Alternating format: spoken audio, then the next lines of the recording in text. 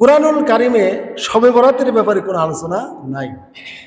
সহিহ হাদিসে শবে বরাত বা নিসফে শাবানের ফজিলত প্রমাণিত। আল্লাহ তাআলা কোরআনে সূরা দুখানের আল্লাহ আয়াতে বলেছেন, ইন্না আনজালনাহু ফি লাইলাতিন মুবারাকাতিন ইন্না কুন্না মুনজিরিন। নিশ্চয় আমরা বরকতপূর্ণ রজনীতে আমরা কোরআন নাজিল করেছি। তাহলে বরকতপূর্ণ রাত, লাইলাতিন মুবারাকাতিন দ্বারা বরকতপূর্ণ রাত্রির কথা আল্লাহ তাআলা বলেছেন যে নিশ্চয় আমরা বরকতপূর্ণ রাত্রিতে কোরআন নাজিল করেছেন। ইন্না কুন্না মুনজিরিন, আর নিশ্চয় আমরা সতর্ককারী। ফিয়া ইউফরাকু কুল্লু আমরিন হাকিম, এই বরকতপূর্ণ রজনীতে প্রত্যেক বিষয় ফায়সালা করা হয়, মানে তাকদীর নির্ধারণ করা হয়। তাহলে কুরআনুল কারীমের সূরা দুখানের 3 থেকে 4 আয়াত, এই আয়াতে আল্লাহ তাআলা জানাচ্ছেন যে আল্লাহ কোরআন নাজিল করেছেন বরকতময় রজনীতে, আর এই রজনীতেই সকল বিষয় আল্লাহ তাআলা ফায়সালা করেন, নির্ধারণ করেন।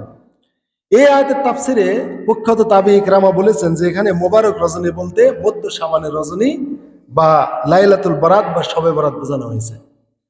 কিন্তু অন্যান্য সাহাবী এবং তাবিঈ তার সাথে বিরোধী মতামত তারা পেশ করেছেন যে না, ইকরামার এই কথা ঠিক না। কেননা আল্লাহ তাআলা স্পষ্ট কদরের মধ্যে আল্লাহ বলেছেন সূরা কদরে যে ইন্না আনজালনাহু ফি লাইলাতিল কদর, নিশ্চয় আমরা কোরআনকে কদরের রাতে নাজিল করেছি। তাহলে কদরের রাত কোন টাইমে? কদরের রাত রমাদান মাসে। অতএব রমাদান মাসে কোরআন নাজিল হয়েছে, এটা স্পষ্ট কোরআন দ্বারা প্রমাণিত। শাহরু রমাদান আল্লাযী উনজিলা ফীহিল কুরআন হুদাল লিন-নাস ওয়া বাইনাতিন মিনাল হুদা ওয়াল ফুরকান। রমাদান মাস, এই মাসেই কোরআন নাজিল করা হয়েছে। আর এই কোরআনটা হচ্ছে সত্য মিথ্যার পার্থক্যকারী, এটা হচ্ছে হিদায়াত।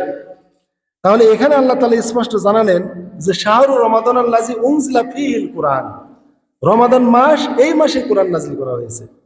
তাহলে আল্লাহ যেহেতু কোরআনে বলেছেন যে রমাদান মাসে কোরআন নাজিল করা হয়েছে, আর রমাদান মাসের কোন টাইমে নাজিল করা হয়েছে এটাও কোরআনে বলা হয়েছে, সেটা হচ্ছে ইন্না আনজালনাহু ফি লাইলাতিল কদর, নিশ্চয় কদরের রাত্রিতে বা মহিমান্বিত মর্যাদাপূর্ণ রাত্রিতে আমরা কোরআন নাজিল করেছি। তাহলে সূরা দুখানে আল্লাহ বলছেন লাইলাতুল মুবারাকাতিন, বরকতময় রাতে কোরআন নাজিল করেছি। কদরে বলছেন লাইলাতুল কদর, মর্যাদাপূর্ণ মহিমান্বিত রজনীতে কোরআন নাজিল করেছি। তাহলে এখন বরকতপূর্ণ রাত এবং মহিমান্বিত রাত আল্লাহ দুটাই বলেছেন।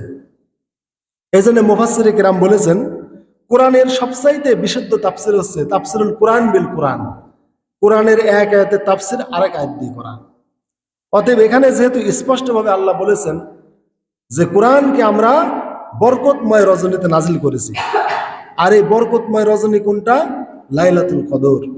সুতরাং এক আয়াতে আল্লাহ কোরআন নাজিলের রাতকে মোবারক রজনী বলেছেন, আবার ওই মোবারক রজনীকে আল্লাহ তাআলা সূরা কদরে গিয়ে লাইলাতুল কদর বলেছেন, অর্থাৎ একই রাত্রির দুটো নাম। অতএব মহিমান্বিত রজনী দ্বারা কখনোই শবে বরাত বোঝানো হয় নাই, অর্থাৎ কোরআন দ্বারা শবে বরাত প্রমাণিত নয়। অনেকে আয়াত দ্বারা শবে বরাত প্রমাণ করতে চায়, কিন্তু আসলে প্রমাণিত নয়। এটা প্রমাণ করতে যা মূর্খতা।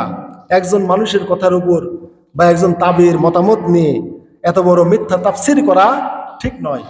কেননা সকল সাহাবায়ে কেরাম এবং সকল তাবি, ওলামা, মুস্তাহিদিন, সলফে সালিহিন, রাসবন্ধু সকলেই তারা স্পষ্টভাবে বলেছেন যে আল্লাহ রমাদানে কোরআন নাজিল করেছেন, যেহেতু আল্লাহ কোরআনে বলেছেন, এবং রমাদানের কদরের রাত্রিতে আল্লাহ কোরআন নাজিল করেছেন, এটাও আল্লাহ কোরআনে বলেছেন।